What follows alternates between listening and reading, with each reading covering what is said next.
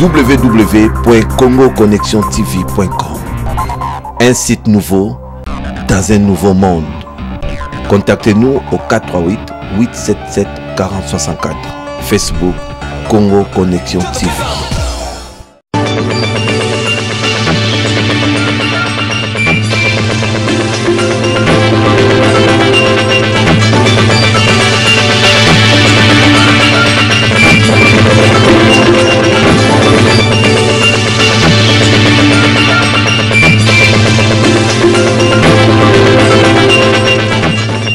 Les chefs de police d'Afrique centrale sont à l'école de la sécurité de la lutte contre la criminalité. Ils participent à la 14e session ordinaire de leur comité ouverte ce lundi aux affaires étrangères. Après les concertations nationales, l'heure est à l'évaluation. Dans ce journal, la réunion de la CENI avec la société civile et la réunion des délégués de la presse aux concertations avec le secrétaire général de Journalistes en danger. Vous suivrez aussi les différentes rencontres du directeur exécutif de l'UNFPA avec quelques autorités congolaises. Antenne A, le journal, Patricia Amouli, Ileka.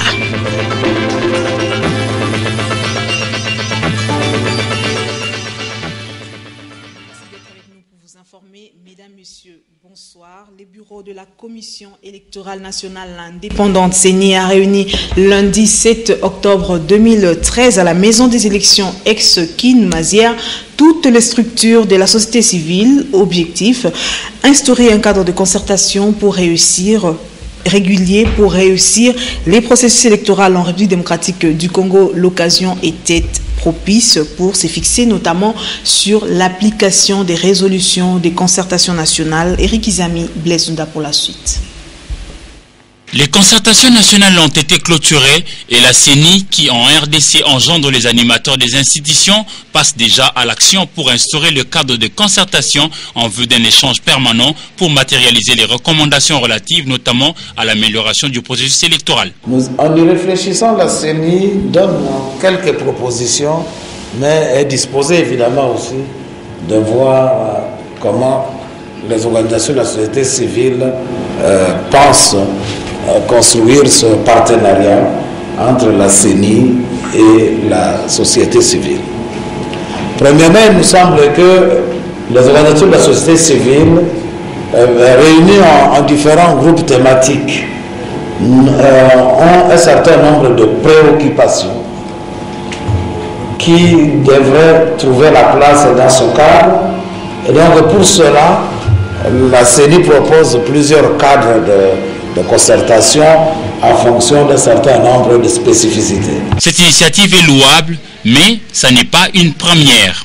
Les activistes de la société civile plaident pour l'efficacité nécessaire pour le reste du processus électoral. Moi je pense cette fois-ci, si nous voulons vraiment organiser des élections dignes de son nom, si nous voulons vraiment maximiser l'implication de la population, il faudrait que nous tous nous soyons sincères, nous tous les acteurs, la CENI, la société civile et tous les acteurs qui interagissent, pour que nous puissions à chaque fois qu'il y a un problème, nous mettre autour d'une table, interagir, donner nos propositions afin que la CENI puisse prendre ça en considération. Les élections devront, selon le compromis des concertations nationales, commencer au niveau local, municipal, urbain avant tout, et avec un préalable sérieux, procéder à la campagne nationale de sensibilisation de tous les textes régissant la Commission électorale nationale indépendante. Dans le même registre, sachez également qu'après la rencontre avec la société civile, le bureau de la Commission électorale nationale indépendante, dirigé par M. l'abbé président Malou Malou, a discuté avec le chef des confessions religieuses pour voir dans quelle mesure accompagner et réussir le processus électoral en République démocratique du Congo. Ainsi que vous le savez, les églises contribuent beaucoup dans l'éducation civique, morale et les citoyens et mobilisent également de moyens pour les élections. Tenez par exemple, ce sont des écoles affiliées aux églises qui souvent servent de bureau de vote. Après leur échange à la maison des élections Alex Kin-Mazière, le chef des confessions religieuses ont réitéré leur engagement à accompagner la CENI. Les directeurs exécutifs du Fonds des Nations Unies pour la population UNFPA qui séjourne en République démocratique du Congo depuis dimanche 6 octobre, a fait le tour des différents ministères. C'est lundi 7 octobre 2013. Les directeurs exécutifs de l'UNFPA, le docteur Baba Toundé, a rencontré à tour de rôle les ministres du genre, de la santé, du plan et les autorités de la MONUSCO. Les questions liées à la mortalité maternelle et infantile, les violences faites à la femme et les recensements étaient au centre des échanges qu'il a eu partout où il est passé. Suivez ce reportage en condensé avec Willy Kacha et Dieu merci Nsob Mabiala. Le séjour du directeur exécutif du Fonds des Nations Unies pour la population à Kinshasa n'est pas du tout repos. Le docteur Babatunde a débuté sa journée de ce lundi par la visite du travail qu'il a effectué auprès du ministre de la Santé publique. Les questions liées à la planification familiale avec comme implication la mortalité infantile et maternelle ont fait l'objet des entretiens. We identified specific things. En fait, nous avons parlé de la mortalité maternelle. Nous devons œuvrer à stopper la mortalité maternelle. Nous avons parlé de la planification familiale. Nous allons parler de jeunes filles, donc des grossesses précoces. Nous devons œuvrer à ce que les grossesses précoces puissent se terminer. Nous allons œuvrer à ce que les filles aillent et restent à l'école et la formation nécessaire. Nous allons œuvrer pour réduire le taux du VIH. Nous allons faire tout ce qui est de notre pouvoir pour que les filles n'attrapent pas les grossesses. Tout ceci doit se faire dans le contexte de la violence sexuelle et la violence basée sur le genre. They can avoid pregnancy. Après le ministère de la Santé, Cap-Vert, celui du plan, où il a échangé avec le vice-ministre sur l'appui matériel et financier de l'UNFPA au prochain recensement. Le ministère de plan comprend donc la question de la violence basée sur le genre qui va au-delà des questions des autres violences. De travailler ensemble avec le gouvernement dans le sens à réduire la violence basée sur le genre pour permettre que toute femme et toute jeune fille puisse mener librement ses activités. 3 projets de développement majeurs. Au ministère du genre, famille et enfants, les problèmes liés aux violences sexuelles ont été relevés avec Geneviève Inagossi. La visite consiste donc à aider la RDC sur la voie de la reprise. Nous sommes là pour les aider étape par étape, de sorte qu'ils puissent atteindre les objectifs. La tournée du travail s'est poursuivie à la MONUSCO, mais bien avant, dans la soirée du 6 octobre, le directeur exécutif de l'UNFPA s'était entretenu avec le Premier ministre, chef du gouvernement. Et puis un geste qui sauve de vie grâce aux fonds récoltés à travers la campagne Alerte Rouge de la société Vodacom Congo qui a procédé le 24 septembre dernier à la remise de dons aux déplacés du camp de Mugunga 1 à Goma dans la province du Nord Kivu. Cet opérateur de téléphonie mobile a aussi construit pour ces vulnérables des cabines téléphoniques gratuites. Commentaire Mamitambo. Un vent nouveau a soufflé le 24 septembre 2013 au camp Mugunga 1 à Goma, au Nord Kivu. La société Vodacom Congo s'est encore rapprochée de déplacés comme acteurs humanitaires sensibles pour leur distribuer des biens non alimentaires composés d'un lot important de bâches pour 2600 tentes, des moustiquaires imprégnés d'insecticides et des couvertures afin de les aider à faire face aux intempéries et au paludisme. Cette première remise s'inscrit dans le cadre de la campagne de collecte de fonds Alerte Rouge. Et grâce à ces fonds récoltés, après l'organisation du marathon du cœur à Kinshasa, cette première remise s'inscrit dans le cadre de la campagne de collecte de fonds Alerte Rouge. Et grâce à ces fonds récoltés, après l'organisation du marathon du cœur à Kinshasa, 4 abris sous forme de hangars ont été construits dans le site de Mugunga pour les vulnérables avant qu'ils ne soient installés. Vodacom ne pouvait pas se limiter là. En tant qu'opérateur téléphonique, il a aussi construit 2 cabines téléphoniques pour permettre aux déplacés d'appeler gratuitement les membres de famille ou les proches. Au nom de Vodacom Congo, Kalain Tikou, directeur exécutif du Corporate Affairs, parle de cette action sociale. Quelques mois, nous étions venus ici. Nous étions frappés par les conditions dans lesquelles nos frères et sœurs vivent dans ces camps de déplacés. Et nous avions à l'époque décidé, le directeur général de Vodacom avait décidé de lancer ce programme dit Alerte Rouge. Dans ce programme, comme nous l'avions dit, nous avons 2 volets. Le premier volet est relatif à la sensibilisation de la population nationale et de l'opinion internationale sur le drame qui se passe ici à l'Est. Et le deuxième volet, c'était récolter les fonds pour venir en aide à nos frères et sœurs. Aujourd'hui, c'est la 3e fois que nous retournons ici pour faire un don.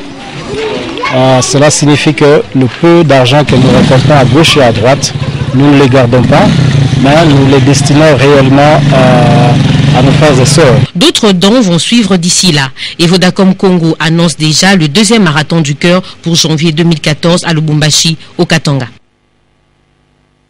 Vous l'avez suivi dans le sommaire, les portes de la 14e session ordinaire du comité des chefs des polices d'Afrique centrale se sont ouvertes ce 7 octobre 2013 dans la salle de conférence internationale du ministère des Affaires étrangères. Cette session qui va se terminer vendredi 11 octobre va leur permettre de définir une politique sous-régionale de la lutte contre la criminalité sur place. Anne-Marie aussi, Patricia Bassois et David Tembeni. Reportage.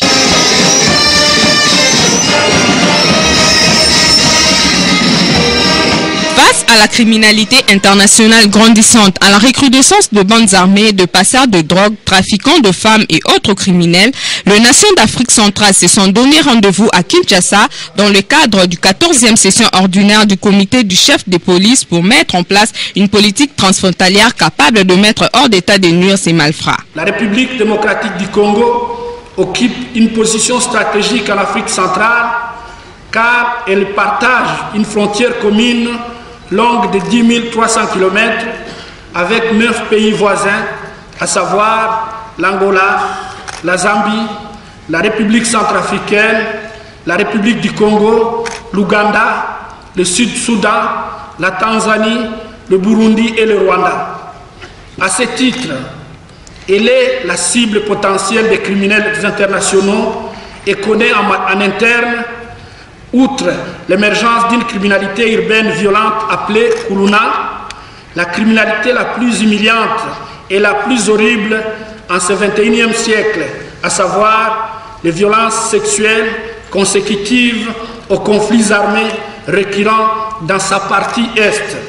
Quels sont les thèmes qui seront traités durant ces assises? Nous allons aborder ce que nous appelons la réunion des sous-comités techniques. C'est en fait une réunion qui consiste à baliser l'ensemble des problèmes dont nous allons traiter en termes de thématiques dans les réunions qui suivront le mardi et le mercredi. Et le mardi, qu'est-ce qui se passera? Nous aurons un premier atelier de police judiciaire où on parlera de tout ce qu'il y a comme police judiciaire entre les pays membres du CCPAC. Il faut noter que le comité des chefs de police d'Afrique centrale a pour objectif d'améliorer la coopération entre les services de police des États de l'Afrique centrale et de renforcer leur efficacité dans le domaine de prévention et de la lutte contre la criminalité transfrontalière dans la sous-région. Bonjour et bienvenue à Les délégués de la presse aux concertations nationales et les représentants de certains organes des médias se sont réunis ce lundi 7 octobre au restaurant chez Francine à la Gombe. Cette cérémonie a été organisée par le secrétaire général de l'ONG Journalistes en danger, Chivis Chivwadi, pour faire le point et évaluer leur participation aux concertations nationales. Reportage Natacha Bomongo, Lydia Elambo et Jouzen Belebele. Qui ont été adoptées et qui sont très positives pour la presse, puissent effectivement être vite prises. À travers ces concertations nationales, la presse congolaise attend du gouvernement un résultat positif après les recommandations adoptées pour le secteur des médias. Le Conseil national des ONG de la santé a organisé samedi 4 octobre un dernier plaidoyer pour la vaccination des enfants et femmes enceintes de la province de l'Équateur. Cette plaidoyer vise à la baisse du taux de mortalité et morbidité due aux maladies évitables par la vaccination, nous disent Solange Pembele et Patricia Bassois. C'est en dépit de l'engagement du gouvernement relatif aux objectifs du millénaire d'ici 2015 que le président du Conseil national des ONG de la santé, M. Moukina Nestor, a mis un accent particulier sur la position dangereuse qu'occupe la RDC à l'échelle mondiale sur le plan vaccinal. Ainsi, cette collecte de fonds selon le CNOS permettra une prise en charge correcte des enfants et des femmes enceintes. La couverture vaccinale étant très faible de soit 42%, elle est loin de la part de 80% visés par les pères. Ce qui justifie que la poliomyélite et la rougeole qui jadis envoient des éradications, elles deviennent à nouveau un problème de santé publique majeur suite à la découverte de nouveaux cas de poliovirus sauvage partant des régions frontalières. Le vice-gouverneur de l'Équateur, Sébastien Peto, a, au nom de l'exécutif provincial, signé un acte d'engagement avec les CNOS en vue de garantir à ses administrés un programme vaccinal complet. À la même occasion, le vice-gouverneur a une fois de plus interpellé les parents qui, pour diverses raisons, refusent parfois de faire vacciner leurs enfants. Nous sommes déjà en train de nous préparer pour le budget de l'État et c'est dans ce cadre-là que nous allons inscrire notre volonté de soutenir la jeunesse au budget de l'État. Et nous avons été aussi avec l'Assemblée provinciale représentée par le bureau. Je crois que ça tombe très très bien. Pour conclure, l'assistance s'est faite une idée sur la couverture vaccinale à travers les 69 zones de santé, dont 29 à haut risque. Situation causée par l'inaccessibilité de certains coins du pays et la difficulté de communication. Dans le reste de l'actualité, la société des recrutements et intérim Sodeiko Manpower a apporté son expertise dans la première formation de métier de femmes et filles diplômées à l'ONG CEPAD Congo Pays Action pour les développements, formation prise en charge par la MONUSCO. Samedi 5 octobre, 4 d'entre elles qui se sont distinguées au test des recrutements ont reçu leur attestation des services en présence des journalistes accompagnant le membre du Conseil de sécurité de l'ONU. C'était au siège de CEPAD situé à Binzaouzone dans la commune de Ngaliema. Mathieu Ngadipovi, Mamitabou, images et commentaires.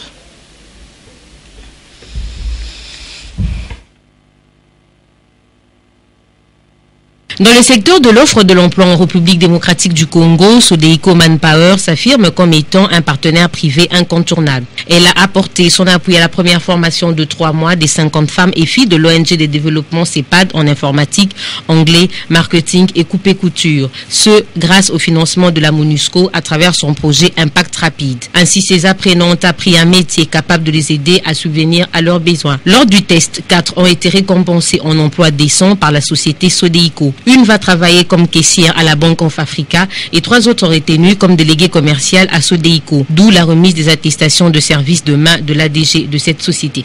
La MONUSCO est venue voir la Sodeiko pour que Sodeiko puisse apporter son expertise pour l'encadrement de ces femmes lors de la formation, en leur apprenant par exemple à faire une lettre de motivation, rédiger un CV, mais également à les tester après la formation pour voir quel est leur niveau, pour pouvoir déceler les meilleurs parmi ces femmes.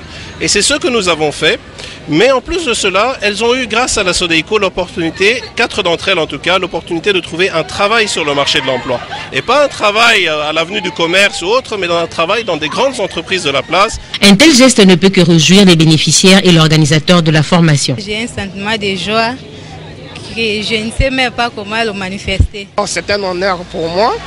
Et la délégation du Conseil de sécurité et les différents partenaires qui sont venus nous visiter pour la remise d'abord des contrats et pour mettre fin aux différentes formations que nous faisons. Un honneur pour moi et un honneur pour les femmes. Première formation de 3 mois des 50 femmes et filles de l'ONG de développement CEPAD en informatique. Mais l'idée, c'était de pouvoir montrer que la MONUSCO est aussi active sur les questions de développement. C'est dans une ambiance bon enfant que s'est clôturée la cérémonie qui a bénéficié de la visite de journalistes venus accompagner les membres du Conseil de sécurité de l'ONU. Elle, par contre, a besoin d'un soutien financier pour sa prise en charge sanitaire. Elle est orpheline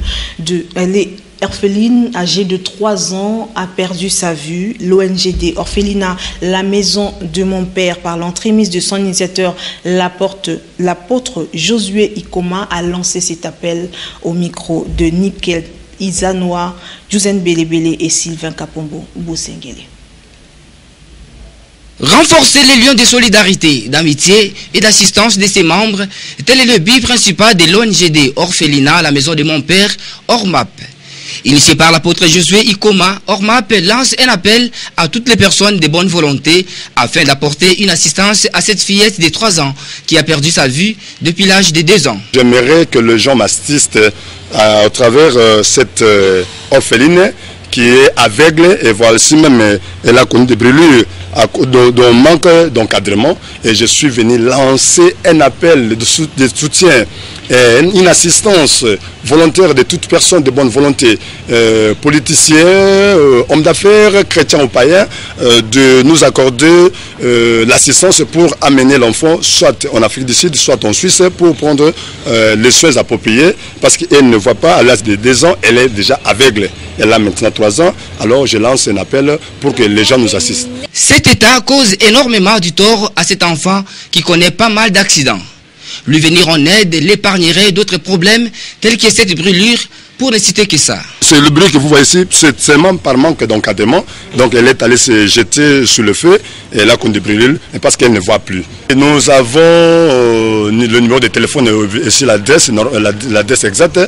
Nous avons 09 91 32 94 11. Donc je répète RTL 09 91 32 94. Situé sur la route de Matadi 2, dans la commune d'Engaliema, l'orphelinat La Maison de mon Père s'occupe également de l'hospitalisation, de la nutrition, ainsi que de la scolarisation des orphelins, veuves et toutes les personnes vulnérables. Un mot en éducation dans ce journal. L'Université pédagogique nationale a organisé samedi 5 octobre la soutenance publique de la thèse de Yvan Ghislain Alongo de la faculté des sciences de la motricité humaine, option éducation physique et gestion sportive. Le travail a porté sur l'adaptation à l'entraînement intermittent des handballeurs congolais pendant la période pré-compétitive en milieu littoral atlantique. Popo Ziakiawa et Natacha Bongo pour la suite en images.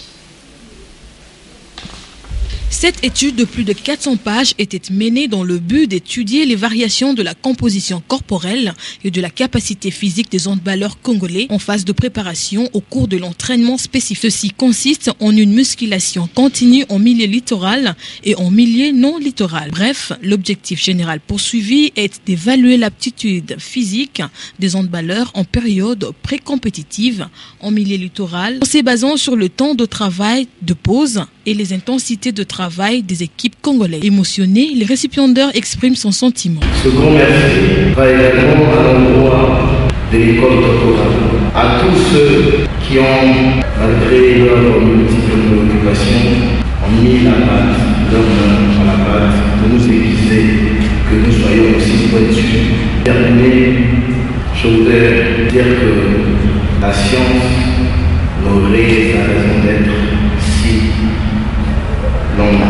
l'on ne pouvait pas s'enchevêtrer, se suivre comme les abeilles. Voilà, ainsi dit, très grand merci à tout le monde. Après avoir siégé à huis clos, le membre du jury ont donné aux récipiendaires la mention grande distinction pour l'obtention du grade de docteur en sciences. Cette même faculté est heureuse de recevoir dans son train de la relève académique le docteur Yvan Ghislain Alongo.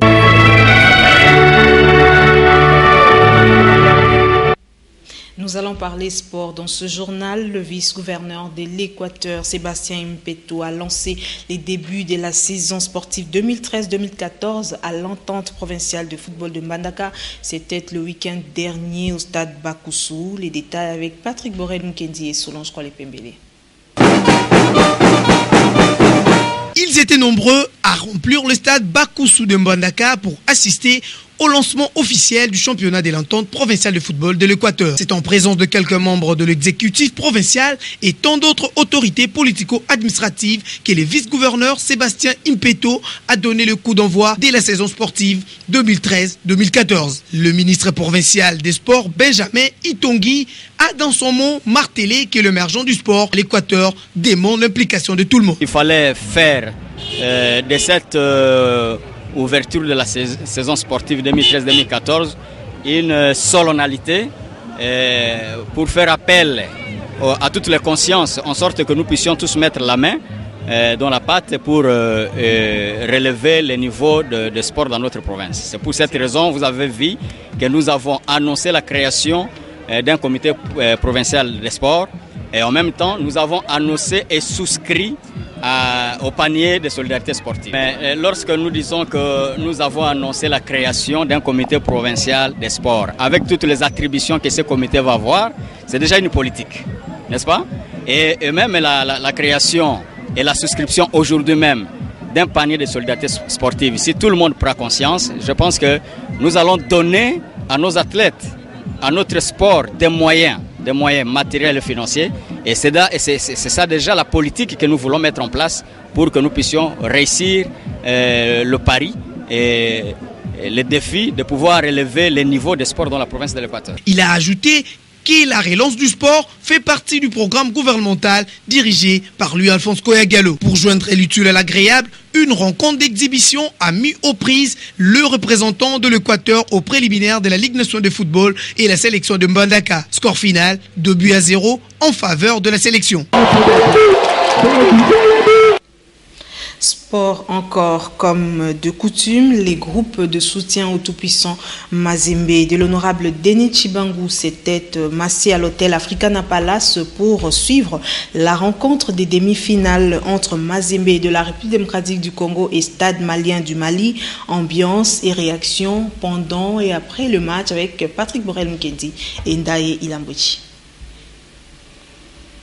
Le groupe de soutien au tout-puissant Mazembe, coordonné par l'honorable Denis Chibangu, a suivi attentivement à la télévision une prestation de haute qualité de leur team chéri à l'hôtel Africana Palace situé sur l'avenue des Huileries. Bien que jouant à domicile dans son stade Omnisport Modibo Keïta rempli comme un œuf, l'équipe locale du stade malien a tremblé dès le coup d'envoi. Tout a commencé à la 14e minute quand le capitaine Poutumabi, héritant d'un ballon au milieu du terrain, a donné une passe à l'aveuglette aux Zambiens Redford Kalaba pour l'ouverture du score. Le même trésor national est revenu à la charge à la 22e minute pour corser l'addition par un geste d'anthologie appris à l'école de football. Par un sursaut d'orgueil, Kaita Mori Mankan en a profité à la 26e minute des jeux pour réduire le score à 1-2. Pour le jeu STPM, la qualification doit se confirmer au match retour à domicile. Oui, je sais que c'est un score piège parce qu'avec un but, si l'équipe nous marque un but chez nous, ça va être une catastrophe pour Mazembe. Mais Mazembe va se préparer à conséquence pour que nous puissions passer directement en finale. Mazembe venait de faire un grand exploit. Nous venons de battre cette équipe à l'extérieur. Mazembe, pour moi, nous sommes déjà en finale. Donc, tel que je vous dis là, Mazembe fait déjà un grand match et nous attendons le retour chez nous pour être qualifiés directement en finale. À moins que les Diables s'en mêlent, les hommes du chairman Moïse Katumbi Chapoué ont 70% des chances de jouer la finale de la 10e Coupe de la CAF face à une équipe tunisienne. Nous allons lire la presse, les parutions de journaux de ce lundi 7 octobre. Les titres ont été sélectionnés pour vous par Polydor Ngaziami. Revue de presse.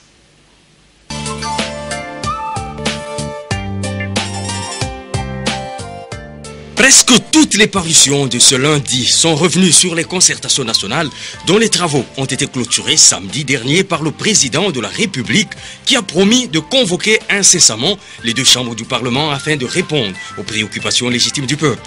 À cette occasion, note les dépêches de Brazzaville, il annoncera des mesures importantes qu'aura à prendre l'exécutif national en réponse aux différentes recommandations formulées par les participants.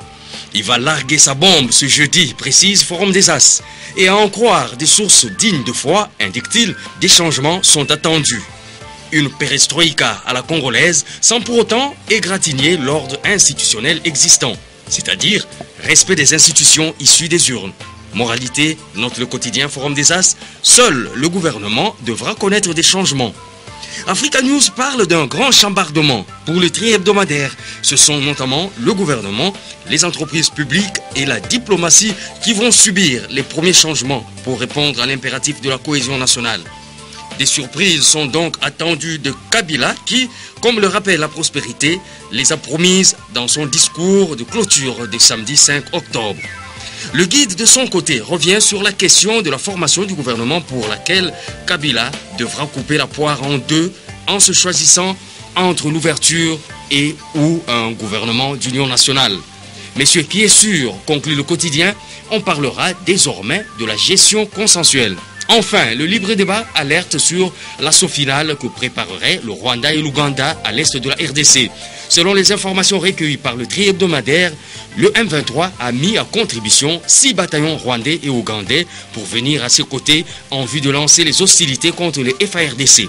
Kampala ne serait qu'une distraction. Bon début de semaine, cette revue de presse est terminée. Le prochain rendez-vous, c'est pour demain à la même heure et sur la même chaîne.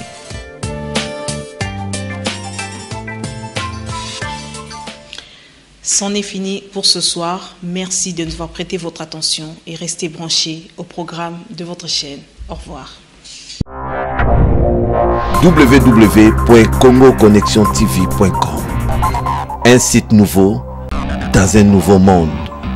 Contactez-nous au 438 877 4064. Facebook Congo Connexion TV.